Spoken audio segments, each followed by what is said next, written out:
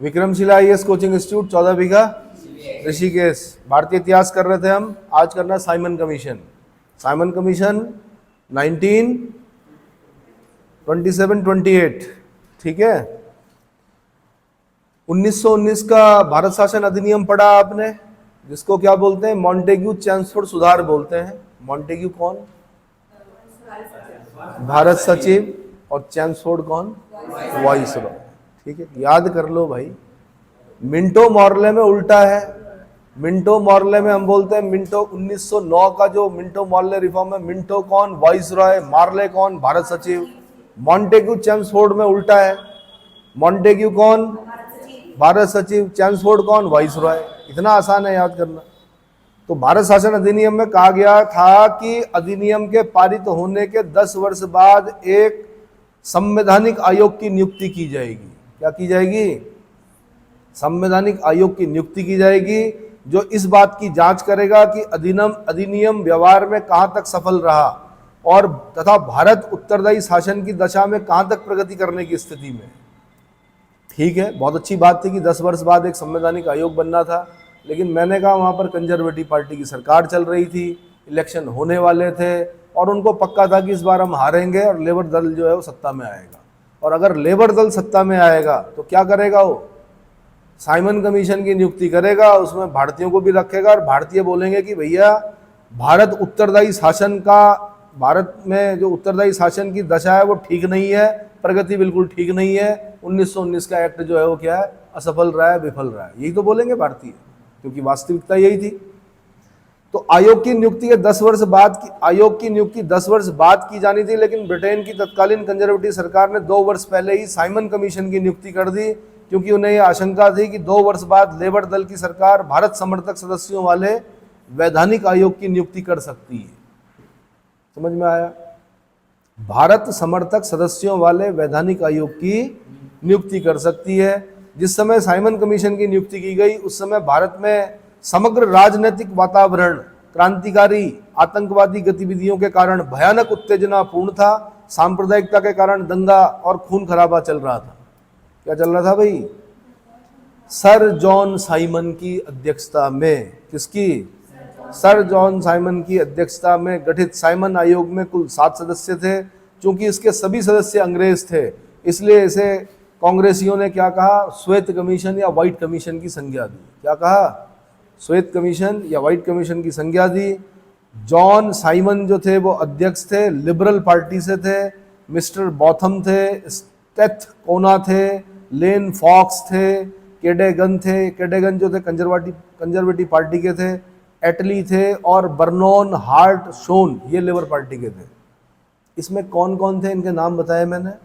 Sir John Simon अध्यक्ष, ये Labour party, liberal party.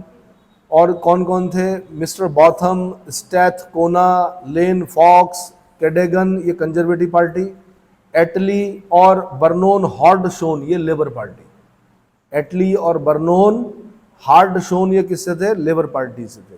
11 दिसंबर 1927 को इलाहाबाद में हुए एक सर्वदलीय सम्मेलन में आयोग में एक भी भारतीय सदस्य न नियुक्त किए जाने के कारण इसका बहिष्कार का निर्णय लिया गया। कब? 11 दिसंबर 1927। देखिए 1927 में कहां पर हुआ कांग्रेस का अधिवेशन? लिस्ट में देखिए अध्यक्ष कौन थे? एम ए अंसारी अध्यक्ष थे। कहां पर हुआ था अधिवेशन? इलाहाबाद में हुआ था। कहां पे हुआ था? इलाहाबाद में ही हुआ था, प्रयागराज। ठीक है। 27 दिसंबर 1927 को मद्रास में हुए कांग्रेस के वार्षिक अधिवेशन में जिसकी अध्यक्षता एम ए अंसारी ने की थी, ये तो मद्रास में हुआ था भाई, मद्रास अधिवेशन में एम ए अंसारी ने की थी, में साइमन कमीशन के पूर्ण बहिष्कार का निर्णय लिया गया। अब यहाँ से क्वेश्चन बनता है कि साइमन कमीशन, 2 क्वेश्चन बनेंगे। एक तो सर्वदलीय सम्मेलन है इलाहाबाद में, कौन सा? वो गड़बड़ हो गया था। सर्वदलीय सम्मेलन कहाँ पर है? इलाहाबाद में। वहां पर क्योंकि एक भी सदस्य भारतीय नहीं है किसमें? साइमन कमीशन में, इसलिए उसके विरोध बहिष्कार का निर्णय लिया गया। लेकिन मेन जो होना था वो कहा? कांग्रेस का जो अधिवेशन लास्ट में होता था दिसंबर में, 27 दिसंबर 1927 को मद्रास में भारतीय राष्ट्रीय कांग्रेस का वार्षिक अधिवेशन हुआ, जिसकी अध्यक्षता किसने की? एम ए अंसारी ने की। साइमन कमीशन के पूर्ण बहिष्कार का निर्णय लिया गया। तत्कालीन राजनीतिक दलों में लिबरल फेडरेशन, तेज बहादुर सप्रू, भारतीय औद्योगिक वाणिज्यिक कांग्रेस, हिंदू महासभा, किसान मजदूर पार्टी, मुस्लिम लीग आदि ने आयोग के बहिष्कार का समर्थन किया। किस किस ने समर्थन किया? लिबरल फेडरेशन, तेज बहादुर सप्रू। लिबरल फेडरेशन किसका? तेज बहादुर सप्रू। दूसरा था भारतीय औद्योगिक वाणिज्यिक कांग्रेस, तीसरी थी हिंदू महासभा, चौथा था किसान मजदूर पार्टी, पांचवा था मुस्लिम लीग। इन सब ने साइमन कमीशन के बहिष्कार का समर्थन किया। कालांतर में मुस्लिम लीग का एक गुट मोहम्मद शफी के नेतृत्व में साइमन आयोग का समर्थक हो गया। मुस्लिम लीग में दो फड़े हो गए, उसमें से एक तो क्या कर रहा था? बहिष्कार का समर्थन कर रहा था, लेकिन जो मोहम्मद शफी के नेतृत्व वाला गुट था मुस्लिम लीग, उसने क्या किया? साइमन आयोग का समर्थन कर दिया। कुछ अन्य दल जिन्होंने आयोग का समर्थन किया वो कौन थे? एक थी जस्टिस पार्टी। कौन सी? जस्टिस पार्टी, ये मद्रास में थी। और एक थी यूनियनिस्ट पार्टी जो कि पंजाब में थी। यूनियनिस्ट पार्टी आपने बड़ा इंपॉर्टेंट है, आगे चल के सरकार बनाती है ये। यूनियनिस्ट पार्टी कहाँ पे? पंजाब में। बंगाल में बनाएगी कौन? कृषक प्रजा पार्टी। और पंजाब में कौन बनाएगी? Unionist party. ये दो दल ऐसे थे जो कि कांग्रेस को मात देते थे उस जमाने में भी। समझ में आया? 3 फरवरी 1928 को जब आयोग बंबई पहुंचा, उसी दिन पूरी बंबई में हड़ताल का आयोजन करके काले झंडे के साथ साइमन गो बैक के नारे लगाए गए। कहाँ पहुंचा भाई? बंबई। डेट पूछी हुई कि बंबई कब पहुंचा, डेट याद करनी पड़ेगी। 3 फरवरी 1928, 3 फरवरी 1928। जहां जहां आयोग गया वहां वहां साइमन गो बैक के नारे के साथ आयोग का स्वागत किया गया। लखनऊ में खली कुजम्मा और मद्रास में टी प्रकाशम ने अनोखे अंदाज में आयोग का विरोध किया। लखनऊ में आयोग के विरोध के समय पंडित जवाहरलाल नेहरू तथा गोविंद बल्लभ पंत को लाठियां खानी पड़ी। हाँ जी, पंडित जवाहरलाल नेहरू की सर पर एक इतना बड़ी लाठी का प्रहार होने वाला था, हो सकता था कि पंडित जी यहीं पर स्वर्गीय हो जाते, लेकिन क्या हुआ? गोविंद बल्लभ पंत जी ने अपनी गर्दन आगे कर दी और वो डंडा पंडित जी के सर पर न पड़कर किस पर पड़ा? गोविंद बल्लभ पंत जी के गर्दन पर पड़ा, जिसकी वजह से उनकी गर्दन में काफ़ी बुढ़ा मृत्यु तक क्या रहा? समस्या रही। लाठी यहाँ पे खाई, और ये लाठियाँ अंग्रेजों की लाठियाँ थी भाई। इस पर ये नहीं देखा जाता था कि सर पे पड़ रही है, कहाँ पड़ रही, सर फूट रहे, क्या फूट रहे। समझ में आया? तो पंडित जवाहरलाल नेहरू, गोविंद बल्लभ पंत, लखनऊ में क्या हुआ भाई? लाठियाँ खाई। लखनऊ में और कौन थे? खली कुजम्मा थे, मद्रास में टी प्रकाशम थे। अच्छा, लाहौर में बीमारी की हालत में भी लाला लाजपत राय आयोग का विरोध करने के लिए एक बड़ी भीड़ का नेतृत्व कर रहे थे। पुलिस ने इतने बर्बर तरीके से उन्हें पीटा कि कुछ दिनों बाद लाला जी की मृत्यु हो गई। लाला जी पर भी लाठियों का प्रहार किया गया, है ना। पंजाब केसरी। मरने से पूर्व लाला जी ने कहा था भाई, लाला लाजपत राय ने कहा था कि मेरे ऊपर जो लाठियों के प्रहार किए गए हैं वही एक दिन ब्रिटिश साम्राज्य के ताबूत समझते हो, कॉफिन, शव पेटी के आखिरी कील साबित होगी। और ऐसा हुआ भी। भगत सिंह, सुखदेव, राजगुरु, चंद्रशेखर आजाद, इन सब ने बदला लिया लाला जी की मौत का। सैंडर्स की हत्या की, क्या की? और जब एक भगत सिंह हो गया, एक सुखदेव हो गया, राजगुरु हो गया, चंद्रशेखर आजाद हो गए, तो पता नहीं कितने क्रांतिकारी क्या हो गए, पैदा हुए उनकी वजह से। ठीक है। 1928-29 के बीच कमीशन ने भारत की 2 बार यात्रा की। आयोग ने मई 1930 में अपनी रिपोर्ट प्रस्तुत की, जिस पर लंदन में आयोजित गोलमेज सम्मेलनों पर विचार होना था। राउंड टेबल कॉन्फ्रेंस होते हैं भाई 3, first round table conference, second round table conference, third round table conference. London में ही होते हैं तीनों। 30, 31, 32 याद रखना आपने। क्या याद रखना? 1930, 1931, 1932। दूसरे राउंड टेबल कॉन्फ्रेंस में महात्मा गांधी एकमात्र प्रतिनिधि बनकर गए थे। राजपूताना नामक जहाज से गए थे। ये क्वेश्चन भी पूछा उन्होंने, किस जहाज से गए थे पानी के? उस जहाज का नाम था राजपूताना। क्या नाम था? भारत के स्वतंत्रता संघर्ष में साइमन आयोग विरोधी आंदोलन युगांतरकारी घटना सिद्ध हुई। इसने जन आंदोलन के साथ साथ भारतीय राष्ट्रीय आंदोलन के निर्णायक दौर में पहुंचा दिया।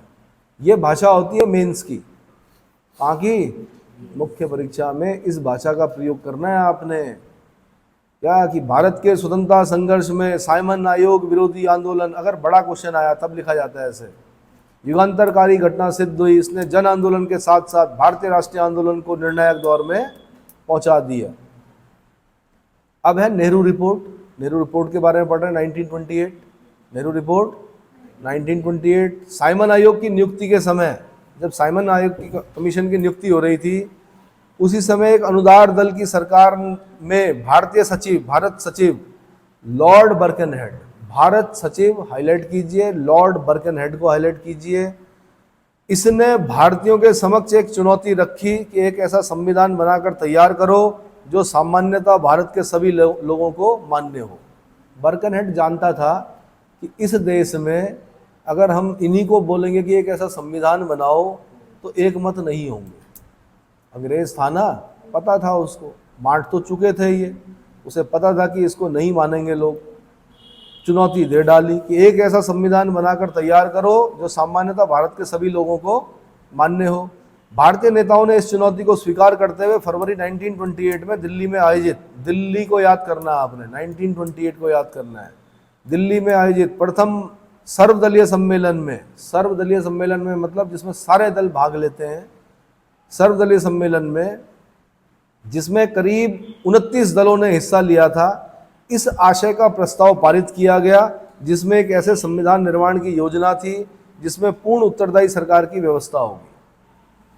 कांग्रेस के अलावा सर्वदलीय सम्मेलन में शामिल होने वाले अन्य दल इस प्रकार थे: हिंदू महासभा थी, इसमें मुस्लिम लीग थी, खिलाफत समिति थी, भारतीय ईसाई कांग्रेस, राष्ट्रीय उदारवादी संघ आदि आदि ने क्या किया, इसमें भाग लिया।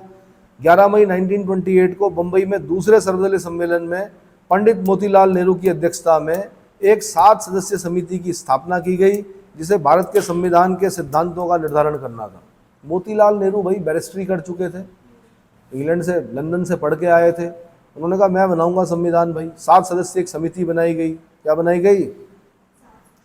अध्यक्ष कौन थे? मोतीलाल नेहरू थे। समिति में अन्य सदस्य कौन रखे गए? बहुत पढ़े लिखे लोग रखे गए। सर तेज बहादुर सप्रू रखे गए, है ना, सुभाष चंद्र बोस रखे गए, MS सरदार रखे गए, मंगल सिंह रखे गए, अली इमाम रखे गए, GR प्रधान और कुरैशी। कितने आपने बोलना है? मोतीलाल नेहरू के साथ साथ और कौन थे? सर तेज बहादुर सप्रू थे, सुभाष चंद्र बोस थे, MS सरदार थे, मंगल सिंह, अली इमाम, GR प्रधान, कुरैशी। ठीक है। इस समिति को 1 जुलाई 1928 से पहले ही यह कार्य पूर्ण करने के लिए कहा गया। क्या कहा गया? 1 जुलाई 1928 से पहले ही यह कार्य पूर्ण करने के लिए कहा गया।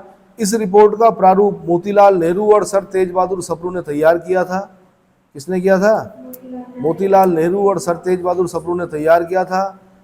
मोतीलाल नेहरू की अध्यक्षता वाली समिति ने 28 अगस्त 1928 को, 28 अगस्त 1928 याद करना पड़ेगा, अपनी रिपोर्ट प्रस्तुत की जिसे नेहरू रिपोर्ट के नाम से जाना जाता है। अब जो मेंस में आपने याद करना है या प्री में जो याद करना है वो ये याद करना है कि नेहरू रिपोर्ट में क्या क्या सिफारिश थी।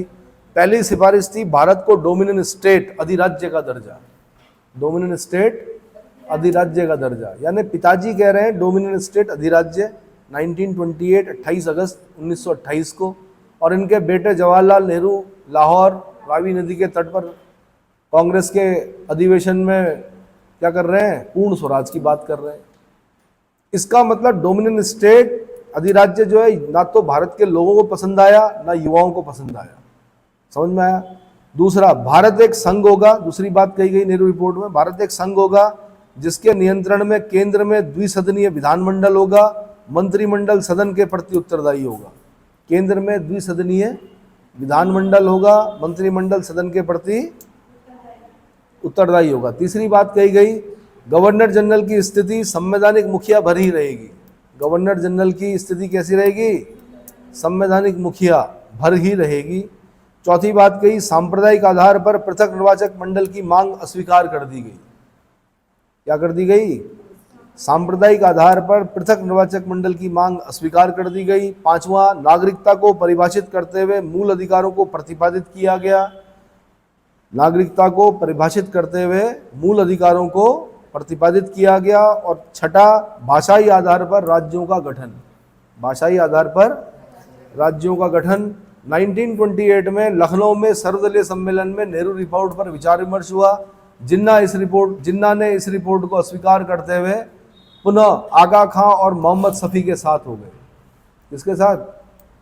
जिन्ना ने कहा मुझे स्वीकार नहीं है, सांप्रदायिक आधार पर पृथक निर्वाचक मंडल की मांग अस्वीकार कर दी गई। जिन्ना ने कहा मुझे स्वीकार नहीं है। नेहरू रिपोर्ट पर कांग्रेस में सुभाष चंद्र बोस, जवाहरलाल नेहरू, सत्यमूर्ति भक्त जैसे युवा नेताओं ने डोमिनेंट स्टेट की जगह पूर्ण स्वराज को कांग्रेस का लक्ष्य बनाना चाहते थे। नेहरू रिपोर्ट पर कलकत्ता में 1928 में हुए कांग्रेस के अधिवेशन में पूर्ण स्वराज और डोमिनेंट स्टेट को लेकर मतभेद हो गया। अतः गांधी जी के हस्तक्षेप से मामला सुलझा। गांधी जी के प्रस्ताव के अनुसार सरकार को 1 वर्ष तक का समय दिया गया और चेतावनी दी गई कि यदि 1 वर्ष के भीतर नेहरू रिपोर्ट में प्रस्तावित संवैधानिक योजना को स्वीकार करके डोमिनेंट स्टेट का दर्जा न दिया गया तो कांग्रेस पूर्ण स्वराज से कम किसी भी प्रस्ताव पर समझौता नहीं करेगी। अगर डोमिनेंट स्टेट नहीं दिया 1 साल के अंदर तो फिर क्या होगा? पूर्ण स्वराज। नेहरू रिपोर्ट का भारतीय संवैधानिक इतिहास में विशेष महत्व है। नेहरू रिपोर्ट स्वतंत्र भारत में संविधान की पूर्वगामी प्रमाणित हुई। इसी कारण अनेक इतिहासकारों ने नेहरू रिपोर्ट को वर्तमान संविधान का ब्लूप्रिंट माना है। तो वर्तमान संविधान का ब्लूप्रिंट किसे माना जाता है? आंसर नेहरू रिपोर्ट को। संविधान में 75% भाग किसका है? भारत सरकार अधिनियम 1935। दोनों अलग अलग क्वेश्चन है, दोनों अलग अलग आंसर है। मैंने कहा ब्लूप्रिंट कौन है? Answer Nehru report. लेकिन भारतीय संविधान में 75% जो है वो किसका है? भारत सरकार अधिनियम 1935। ठीक है। इसके बाद अब जिन्ना जो है वो 14 सूत्री फॉर्मूला देते हैं। ठीक है। कांग्रेस का लाहौर अधिवेशन होता है, सविनय अवज्ञा आंदोलन होता है, उसके बारे में मैं अगले लेक्चर में बताऊंगा। ठीक है। कितना हुआ? 16 है। ठीक है, आगे बता देता हूँ। जिन्ना का 14 सूत्री फॉर्मूला, जिन्ना का 14 सूत्री फॉर्मूला। मुस्लिम लीग के नेता मोहम्मद अली जिन्ना ने नेहरू रिपोर्ट में मुसलमानों के लिए पृथक निर्वाचक मंडल की सुविधा न दिए जाने के कारण, किसके कारण? आपसे पूछेगा जिन्ना ने क्यों नेहरू रिपोर्ट को अस्वीकार क्यों किया? क्योंकि मुसलमानों के लिए पृथक निर्वाचक मंडल की व्यवस्था को अस्वीकार कर दिया गया था। किसमें? नेहरू रिपोर्ट में। तो मुसलमानों के लिए पृथक निर्वाचक मंडल की सुविधा न दिए जाने के कारण मुसलमानों के 14 मांगों के एक सूची मार्च 1929 में जारी की। मार्च 1929 याद करना पड़ेगा। कब? मार्च 1929। जिन्ना के 14 सूत्री मांग की प्रमुख मांगें क्या थी? पहली मांग तो यही थी कि मुसलमानों के लिए पृथक निर्वाचक मंडल की सुविधा दी जाए। दूसरी थी कि केंद्रीय और प्रांतीय मंत्रिमंडलों में मुसलमानों के लिए 1/3 प्रतिनिधित्व दिया जाए। कितना? 1/3 प्रतिनिधित्व दिया जाए। तीसरी मांग थी मुस्लिम बहुल वाले प्रांतों का पुनर्गठन किया जाए। मुस्लिम बहुल वाले प्रांतों का पुनर्गठन किया जाए। चौथी मांग थी राज्य की सभी सेवाओं में मुसलमानों के लिए पदों का आरक्षण दिया जाए। सभी सेवाओं में मुसलमानों के लिए पदों का आरक्षण दिया जाए। तो भाई मोहम्मद अली जिन्ना ने उपयुक्त मांगों को इंग्लैंड में प्रथम गोलमेज सम्मेलन के समक्ष पेश किया। कहाँ किया?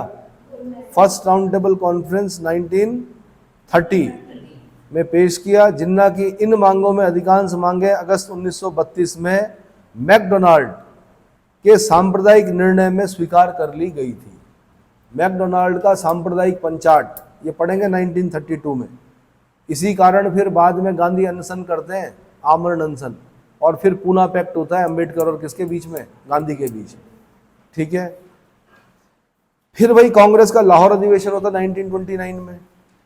तो कांग्रेस के कलकत्ता अधिवेशन में ब्रिटिश सरकार को दी गई 1 वर्ष की सीमा, कौन सी? डोमिनेंट स्टेट की। डोमिनेंट स्टेट का दर्जा दो 1 साल के अंदर, नहीं तो पूर्ण स्वराज क्या किया जाएगा, है ना। तो कांग्रेस के कलकत्ता अधिवेशन में ब्रिटिश सरकार को दी गई 1 वर्ष की सीमा, यानी डोमिनेंट स्टेट के संदर्भ में जो सीमा दी गई थी, समाप्त हो जाने के बाद 31 दिसंबर 1929 को कांग्रेस के लाहौर में अधिवेशन का आयोजन किया गया। कांग्रेस के ऐतिहासिक लाहौर अधिवेशन की अध्यक्षता किसने की? पंडित जवाहरलाल नेहरू ने की।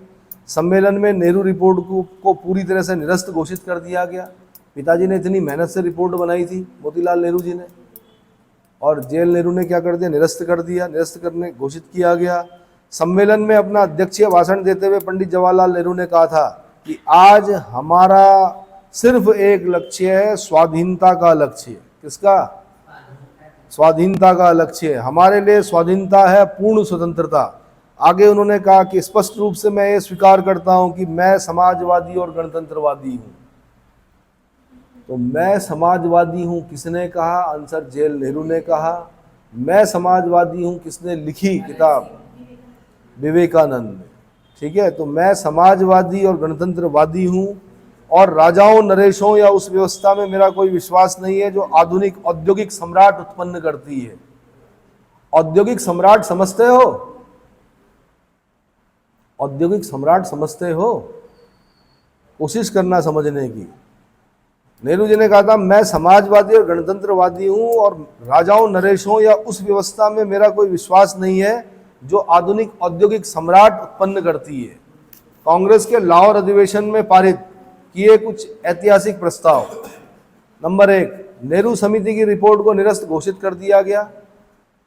नंबर 2, लाहौर कांग्रेस के अधिवेशन में पारित पूर्ण स्वराज के प्रस्ताव के अनुसार कांग्रेस के संविधान में स्वराज शब्द का अब से अर्थ पूर्ण स्वराज होगा। इसे ही अब राष्ट्रीय आंदोलन का लक्ष्य निर्धारित किया गया, यानी पूर्ण स्वराज का नारा दिया गया। 1929 के सम्मेलन की आधी रात्रि को रावी नदी के तट पर, लाहौर क्योंकि रावी नदी के तट पर है ना, रावी नदी के तट पर, पुराना नाम क्या है रावी का? वैदिक नाम परुषणी। ठीक है, परुषणी नदी के तट पर, रावी नदी के तट पर कांग्रेस के अध्यक्ष जवाहरलाल नेहरू ने भारतीय स्वतंत्रता का प्रतीक तिरंगा झंडा, पूर्ण स्वराज, वंदे मातरम और इनकलाब जिंदाबाद के नारों के बीच फहराया। ठीक है, कांग्रेस कार्य समिति द्वारा 2 जनवरी 1930 को अपनी बैठक में यह निर्णय किया गया कि 26 जनवरी 1930 का दिन पूर्ण स्वराज दिवस के रूप में मनाया जाएगा। 26 जनवरी 1930 का दिन पूर्ण स्वराज दिवस के रूप में मनाया जाएगा। 26 जनवरी का प्रत्येक वर्ष पूर्ण स्वाधीनता दिवस के रूप में मनाया जाएगा। यही कारण है कि 26 नवंबर 1949 को संविधान अंगीकृत कर लिया गया था पर लागू नहीं किया गया, क्योंकि ऐतिहासिक तिथि 26 जनवरी का वेट किया गया, तब जाके 26 जनवरी 1950 को क्या किया गया? गणतंत्र दिवस मनाया गया। क्यों? क्योंकि हम 1930 से लेकर 1930 में तो हमने पूर्ण स्वराज दिवस मनाया, लेकिन हर साल हम क्या करते थे? 26 जनवरी को पूर्ण स्वाधीनता दिवस मनाते थे। क्या मनाते थे अंग्रेजों के गुलाम, मगर थे मनाते पूर्ण स्वाधीनता दिवस। क्लियर हो गया? यहाँ से बार बार क्वेश्चन पूछा जा रहा है। ऐसे बोला कि 15 अगस्त को क्यों आज़ाद किया? तो 15 अगस्त को इसलिए आज़ाद किया कि भाई मित्र राष्ट्रों ने जापान को हरा दिया था 15 अगस्त को, इसलिए 15 अगस्त का ही दिन तय हुआ, 15 अगस्त की रात्रि को 12 बजे। इसलिए पाकिस्तान अपना स्वतंत्रता दिवस 14 अगस्त को मनाता है, हम मनाते हैं 15 अगस्त। पर पहले स्वतंत्रता दिवस पहले मनाने से नहीं होता ना, तरक्की तो हम ही ने की है ना।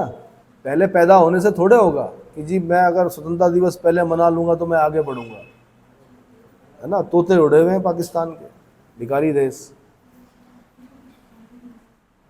इसके बाद हमने करना है क्या? सविनय अवज्ञा आंदोलन 1930-34, 1930-34।